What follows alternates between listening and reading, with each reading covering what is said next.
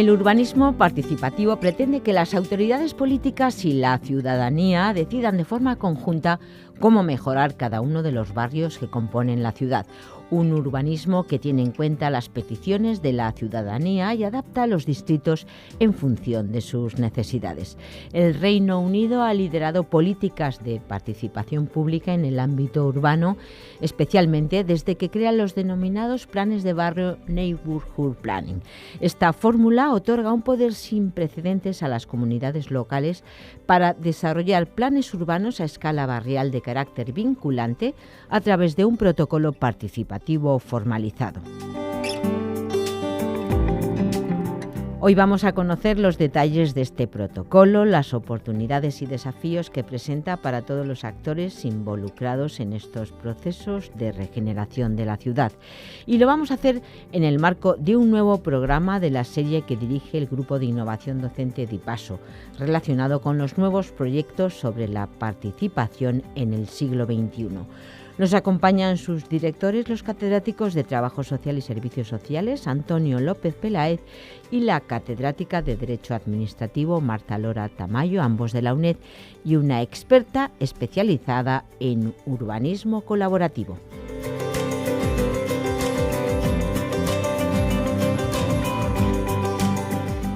Buenos días, buenas tardes o buenas noches, dependiendo de cuándo se conecten nuestros oyentes. Y de nuevo, un nuevo programa en este serial que ya vamos si no me equivoco, por el programa número 17, ¿verdad, Antonio? Del programa Participación Pública, de toda una serie de miradas sobre la participación pública. Animaros, pero no es una telenovela, ¿eh? Es un programa serio de la universidad, estamos trabajando y lo que pasa es que la participación la queremos ver desde todos los puntos de vista. Entonces, hoy tenemos una invitada muy especial, Almudena Cano, que es especialista, es arquitecto y además es especialista en participación pública y ha hecho su tesis doctoral en el Reino Unido, en la Royal Art College of London. Y la verdad es que la hemos llamado, es un gran fichaje porque va a participar con nosotros también en nuestro curso de participación pública, en el máster que vamos a hacer con el Lincoln Institute of Land Policy. Y ella nos va a contar un poco, además de una forma muy amable, con esa voz tan dulce que tiene, ya lo veréis, en qué ha consistido la política de participación pública en el ámbito urbano, ¿no? Sobre todo y especialmente a partir del año 2011. Entonces, bueno, empezamos ya un poco para que nos cuentes, no quiero yo enrollarme mucho más, sino dejar sobre todo paso a nuestra querida amiga Almudena, para que empieces un poco a darnos un breve contexto, ¿no? De cuándo y cómo surge. No sé si es un inicio, un atisbo o si realmente ha sido una práctica ancestral, la del urbanismo participativo en el Reino Unido. Cuéntanos un poco cuál ha sido su principal impulso y lo que tú ves que tiene, bueno, cuál ha sido su principal impulso y cómo comenzó. Estupendo, Marta. Pues mira, lo primero, nada, de saludaros a todos y daros las gracias a Marta y Antonio por la invitación, porque además a mí me encanta contar un poco todo lo aprendido ahí en Reino Unido. Y es verdad que lo que hay que saber un poco también es que en Reino Unido la cultura de la participación está mucho más arraigada que aquí en España. Yo creo, bueno, de hecho el sistema de planeamiento británico pues fue uno de los primeros ámbitos del servicio público que incorporó protocolos participativos por ley, y ya desde 1969 se introdujeron las primeras fórmulas de consulta a la ciudadanía reguladas por ley, pues para darles un canal, bueno, para transferir sus opiniones sobre planes de desarrollo local o licencias urbanísticas. Y entonces desde entonces pues las fórmulas de participación en el planeamiento se han ido adaptando y han ido variando con los sucesivos gobiernos hasta esta última reforma de 2011, que fue muy clave. Es la ley del Localism Act, que introdujo un modelo de participación, yo creo, de los más avanzados del mundo en temas de participación ciudadana en planeamiento urbanístico, que es el Neighbourhood Planning. El Neighbourhood Planning es un modelo muy novedoso porque revierte completamente el papel de la sociedad civil en estos procesos, y ahora son ellos mismos los que pueden organizarse en grupos que se llaman Neighborhood Forums, y desarrollar planes urbanísticos a escala de barrio a través de un protocolo muy específico que se define en la ley del Localism Act y que son plenamente vinculantes, ¿no? Una vez se formulan estos planes a través de ese protocolo participativo y se aprueban, pasan a formar parte del sistema jerárquico de planeamiento inglés. Entonces, ese peso legal de las decisiones que toman los propios ciudadanos, yo creo que es muy interesante estudiarlo y conocerlo un poco más. La verdad es que es súper interesante porque, claro, la participación tiene que acabar en algo que tenga sentido, que le dé legitimidad porque es aplicable, ¿no? Y en este caso es lo que tú señalas de su inclusión en la norma. Yo te quería hacer, antes de entrar a analizar todos esos procesos que tú analizas en tu tesis, que además recomiendo a todo el mundo que la lea, que es una tesis brillante, pues yo quería preguntarte por las diferencias en este urbanismo participativo en el territorio británico, porque yo creo que no es lo mismo Londres que Manchester, no Brighton. Estos procesos se dan por igual en todo el territorio, aunque hay una mayor polarización en torno a una ciudad que además tiene tantos intereses de tantos actores que intervienen en ella como es Londres, que es un mundo en sí mismo, ¿no? ¿Cómo, para que nuestros oyentes lo entiendan, ¿no? La norma es para todo el Reino Unido, pero ¿hay algunas diferencias en las aplicaciones? ¿Hay algunos matices? ¿Hay una complejidad mayor en unas ciudades que en otras? Claro, es muy interesante porque, mira, es verdad que la norma es de aplicación nacional, pero también es verdad que está pensada para sitios más pequeños que Londres, ¿no? Con comunidades locales menos complejas. Londres tiene una población, como sabéis, bueno, muy diversa, muy heterogénea, muy móvil, ¿no? Además, con procesos también multiculturales, de migración, de volatilidad de comunidades trasladándose de unos barrios a otros, y estos procesos participativos necesitan de un tiempo para desarrollarse. Entonces, lo que se ha visto después de todos estos años de aplicación, desde 2011, que además ya hay más de 2.000 iniciativas de estas en todo Reino Unido, y en Londres, para que os hagáis una idea, hay 120 procesos abiertos de estos en marcha. Lo que se ha visto es que en las zonas rurales o en las zonas más pequeñas estos planes son más fáciles de sacar adelante. Se acortan mucho los tiempos de desarrollo.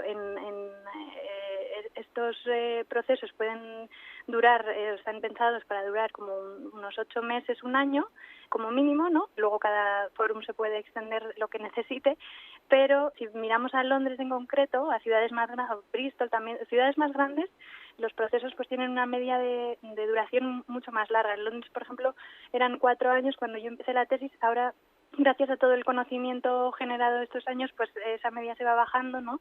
Pero los planes son un poquito más rápidos, pero es verdad que en ciudades grandes es mucho más complejo llevarlos a cabo.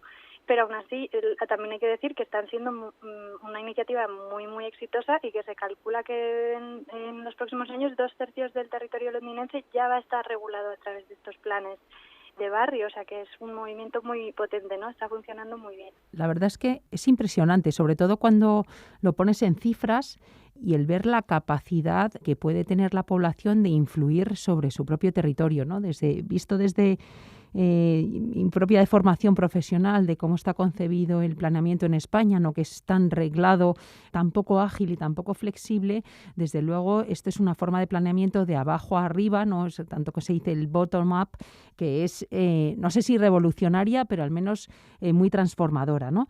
Y yo creo que en tu tesis, y yo creo que en algunos foros en los que ya hemos compartido, has explicado, y yo creo que eso refleja muy bien todo este proceso, algún caso concreto, ¿no? Es decir, de qué manera pues se inician, cuáles son las distintas fases, un poco porque estos programas de radio no son solo para personas técnicas, sino que son para cualquier alumno, cualquier ciudadano que esté oyendo y que se pueda llegar a interesar personalmente en este tipo de procesos y pensar, oye, a lo mejor esto puede ser aplicable en España o no, ¿no? Entonces, cuéntanos un poco, pues algún caso concreto, cuáles fueron las fases y luego ya te iremos haciendo preguntas sobre él.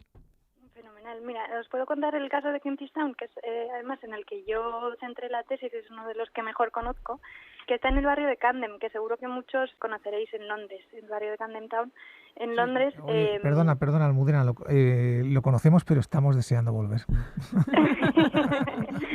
Pues, Bueno, Camden, yo creo que una de las cosas, de las cosas que jugó a favor de este caso fue que las autoridades de Camden fueron desde el principio muy receptivas a la ley del Localism Act, y prueba de ello es que es uno de los distritos más activos en Neighbourhood Planning.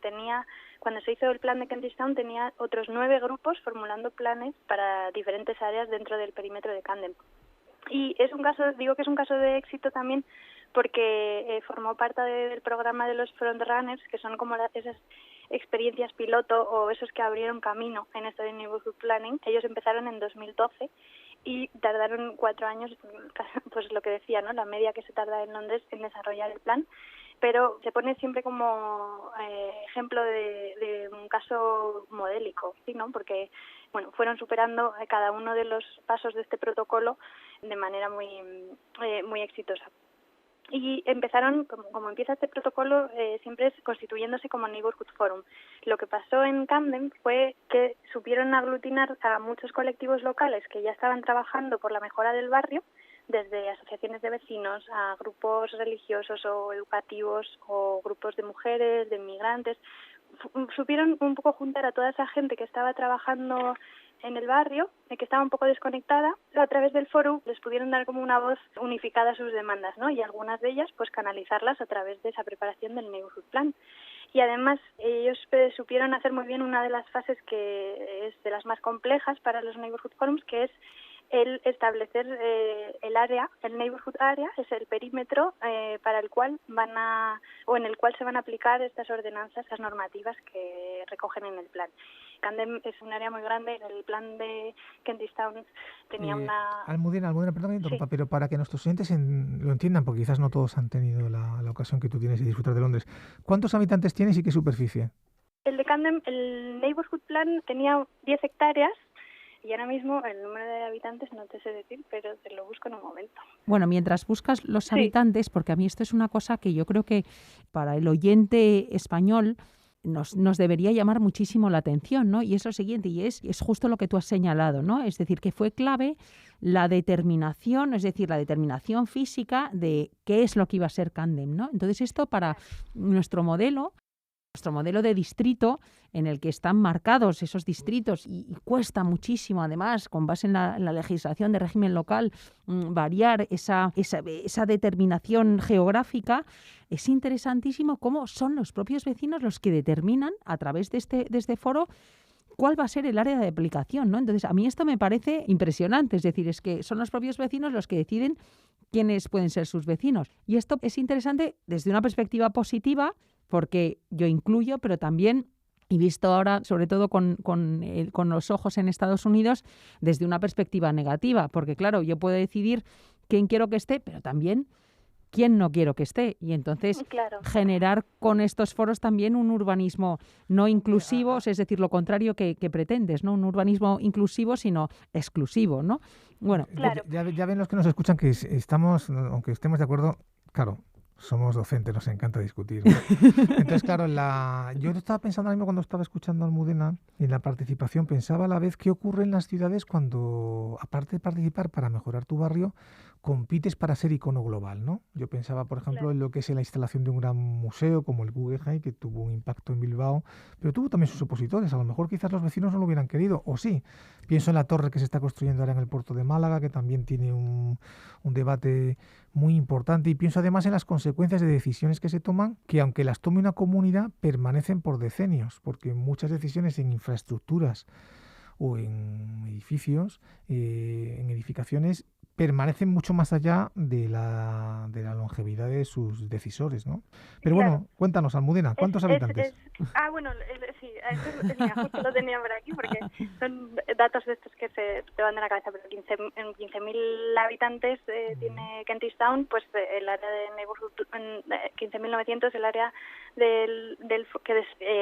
que definió el Forum, que no es todo Kentish Town, pues tendría unos 15.000, ¿vale? Entonces, os podéis hacer una idea, ¿no?, de cómo puede ser un proceso que llegue a ser, como decía Marta, inclusivo, ¿no?, y representativo de todas esas voces. Ese es uno de los problemas que tiene este tipo de protocolos, ¿no?, y esa legitimidad del Neighbourhood Forum para hablar en nombre de esos 15.000 vecinos pues es una de las mayores dificultades, pero es verdad que también el propio protocolo intenta garantizar que ese proceso sea de verdad participativo y siempre que presentan el Neighborhood Plan tiene que ir acompañado de un documento que se llama Evidence Base, que, como dice su nombre, tiene que dar evidencia de que todo el proceso de engagement ha sido abierto a toda la población que puede ser afectada por las normativas que se están desarrollando, que además todas esas normativas se tienen que justificar de alguna manera en decisiones que se han ido tomando en todas esas actividades públicas,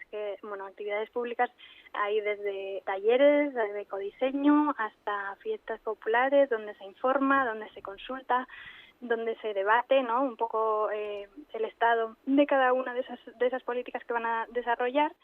Y además el protocolo de Neighborhood Planning establece 2 puntos clave de consulta amplia, uno a la mitad del proceso, antes de presentarlo a la autoridad local para ser aprobado, y luego otro final, que es un referéndum que está abierto a todos los vecinos, residentes y trabajadores de la zona, que son los que al final tienen que refrendar que todo este proceso pues cuenta con el apoyo popular. Almudena, una pregunta. Mira, claro, Sí. hay 2 tipos de expertos aquí, ¿no? La gente, como tú muy bien dices, en una evidence-based practice, en una práctica basada en la evidencia, el usuario, el vecino, tiene que tener conciencia de variables que quizás no ha pensado, pero que tienen que ser sometidas a discusión. Y ahí tiene un papel el experto en dinamización, en participación, y también el experto en el propio, no tanto en el proceso de participación, cuanto el experto en urbanismo y la persona que te está haciendo ver que las tecnologías no son neutrales y que tienen consecuencias más allá de lo que uno puede llegar a pensar, ¿no? Que hay que tener cuidado con esto.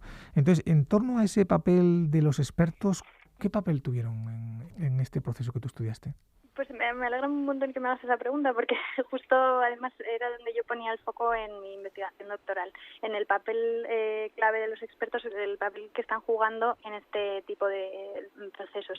Este modelo, lo que hay que tener en cuenta es que ha desplazado de alguna manera a los expertos, ¿no?, a urbanistas, paisajistas, arquitectos, planners, toda la gente que estaba trabajando profesionalmente en temas urbanos los está desplazando porque son los ciudadanos de ahora los que están en el centro, ¿no?, los que desarrollan los planes, los que son los interlocutores de la autoridad local, los que ponen los temas sobre la mesa, marcan el ritmo, marcan la agenda de estos procesos, y es un cambio que ha descolocado a muchos profesionales. Lo que yo he visto después de trabajar con muchos forums es que ellos tienen un papel clave en que el proceso tenga éxito, no solo porque hacer un plan urbanístico es una cosa sumamente técnica, ¿no?, en el que se necesitan conocimientos muy específicos, sino también los forums demandan mucha ayuda en la mediación, por ejemplo, entre agentes, entre las autoridades, los promotores, los propietarios del suelo. Al final, el urbanismo no es solo del ciudadano, ¿no?, es una negociación colectiva entre muchos agentes involucrados. Y esto necesita de una coordinación de todos esos intereses, ¿no? Y además, también se demanda mucho de los profesionales esa ayuda en el proceso de participativo y el proceso de engagement, pero yo ahí, para hacer posible que esos procesos sean inclusivos y realmente representativos, pero yo ahí sí que le pongo un pero al papel que han jugado los profesionales de estos últimos años, porque yo creo que en esa figura del experto como facilitador del proceso, que se ha extendido tanto en los últimos años, que sin duda ha hecho que muchos profesionales pues salgan de su zona de confort e incorporen a su repertorio pues herramientas de trabajo nuevas y otras habilidades pues comunicativas, pues más de coordinación, de mediación y tal. También es verdad que hay un riesgo que es el de eclipsar una contribución fundamental de los profesionales que yo creo que tiene que estar ahí. Y tiene que ver mucho con lo que decías, Antonio, tiene que ver con la capacidad para hacer un buen análisis espacial, un diagnóstico como completo de necesidades sociales, espaciales, medioambientales, para tener una visión global de la complejidad de lo urbano y no ser muy reductivo, sino tratar los problemas urbanos como departamentos estanco o como demandas, como lo que llaman allí en Reino Unido una wish list, ¿no?, unos deseos de los ciudadanos que no están interrelacionados o que pueden reducir mucho el potencial del plan. Claro, es que la verdad es muy buena, que está muy bien que lo digas y que nuestros oyentes lo escuchen, ¿no? Porque claro, muchas veces la participación no consiste en el capricho del deseo inmediato, sino consiste en introducir la racionalidad, los intereses y las demandas de la población articulada. Es decir, que no, en muchos casos, yo les pongo un ejemplo que seguro que tú has estudiado también, ¿no? Pero nosotros hoy en día los coches contaminan, vaya problema y tal, pero los coches fueron una revolución ecológica, porque en el Londres de 1870, 80, 90, el transporte en base a ganado generaba tal nivel de residuos dentro de la ciudad que era inmanejable. Entonces, el generar un nuevo modelo de transporte tuvo una consecuencia positiva y hoy en día vemos sus consecuencias negativas. Entonces, claro, hay que introducir un mínimo de análisis crítico que además yo creo que no solamente ayuda a una mejor participación, sino que, por decirlo así, cualifica, empodera, forma al ciudadano para tomar decisiones fundamentadas, ¿no? Claro, yo siempre digo que estos planes lo que no pueden hacer es simplemente reproducir el mismo tipo de planeamiento que ya tenemos, ¿no? Porque si no, ¿para qué tanto esfuerzo esfuerzo de los ciudadanos que ponen muchísimo tiempo en el desarrollo de estos planes, que el gobierno pone muchísimo dinero también y recursos en que salgan adelante? Pero claro, los barrios y las ciudades, y sobre todo ciudades como Londres, como Madrid, tienen retos muy importantes, pues no sé, pienso en la gentrificación, en procesos de exclusión o en la pérdida de la identidad de los espacios locales o desigualdad espacial. Yo creo que son muchas cosas a las que tenemos que enfrentarnos, en las que los profesionales tenemos muchas herramientas para abordarlas, ¿no? Y poner en esa innovación tipológica, programática, o nuevos modelos de uso, de gestión del territorio, modelos diferentes que contribuyan un poco a mitigar los efectos negativos de la regeneración urbana o a impulsar pues los beneficios sociales y medioambientales y espaciales y económicos incluso que sabemos que puede tener. Pues eso lo tenemos que poner nosotros, yo creo, como profesionales ahí encima de la mesa, porque muchas veces el ciudadano lo que tiene es un conocimiento muy tácito, muy experiencial de lo que necesita su barrio, pero se le escapa un poco los retos más grandes, porque se nos escapan a todos, la verdad. O sea que lo interesante de esto es que sea un proceso que retroalimente, ¿no? Y no que contraponga esas figuras del experto y el ciudadano. Eso que es. Siempre en la participación, cuando hablamos de participación, siempre parecen unas figuras irreconciliables, y yo creo que no lo son complementarios. Fíjate si es complementario, que estamos aquí una catedrática de administrativo y no de trabajo social. Esto es súper complementario, la UNED. Bueno, pues mira, para cerrar ya, porque estamos ya al final de nuestro tiempo, lo primero, muchísimas gracias y te queremos volverte a invitar. Solamente, pues si pudieras en 15 segundos, ¿no? Pensar sobre qué futuro le vaticina ese tipo de planes. ¿Tú crees que van a seguir adelante? ¿No? ¿Son replicables en otros sitios? Yo entiendo que tienen un recorrido muy largo porque cada vez hay más recursos económicos puestos en eso, cada vez más profesionales que quieren meterse de lleno en estos temas. Y luego también una pista, algo como interesante, ¿no? Que es además replicable en otros sitios, es que están surgiendo unas plataformas de intercambio de conocimiento y de experiencias que al final ayudan a estos forums a ir aprendiendo de lo que están haciendo en otros lados sus propios vecinos, ¿no? En los últimos años, como ya tenemos pues casi 10 años de esta legislación, pues la verdad es que se ha aprendido mucho, ¿no? Pues la verdad es que tenemos ya que acabar, Almudena, pero me ha encantado lo que has dicho, porque eso de una plataforma de intercambio de conocimiento, es que eso es la UNED. Sí, claro. Es que eso es lo que somos nosotros, la universidad. O sea que en realidad es encantador que nos demos cuenta de que con más conocimiento, más participación, más criterio y cierto control de los propios deseos para introducirse en deseos que al final sean positivos para todos, pues mejoramos todos y la ciudadanía pues nos irá mejor a todos los demás, ¿no? Así que, oye, pues te damos muchísimas las gracias por estar con nosotros. Le damos las gracias a la directora de este programa, a la profesora Marta Laura Tamayo, porque siempre está buscando personas como tú, fantásticas, que pueden iluminar el debate y construir una ciudadanía responsable y crítica y atrevida, ¿no? Como es el caso. Y bueno, aquí en la UNED está siempre invitada. Muchísimas gracias. Bueno, muchas gracias. Ha sido un Muchas placer. gracias, Almudena. Gracias a vosotros.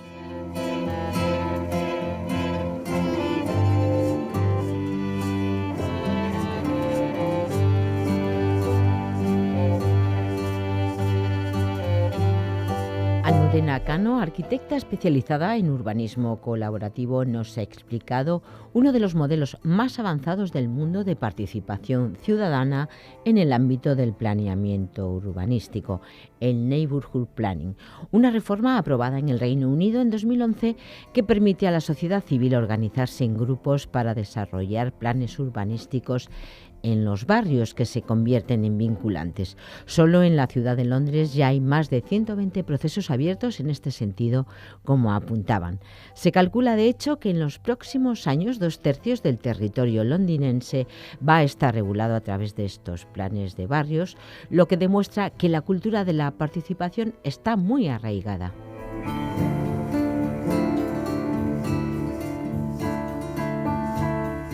Una entrevista sobre un modelo de participación muy interesante que han hecho posible los directores del Grupo de Innovación Docente de la UNED y PASO, la catedrática de Derecho Administrativo Marta Lora Tamayo y el catedrático de Trabajo Social y Servicios Sociales Antonio López Peláez, ambos de la UNED, a los que damos las gracias.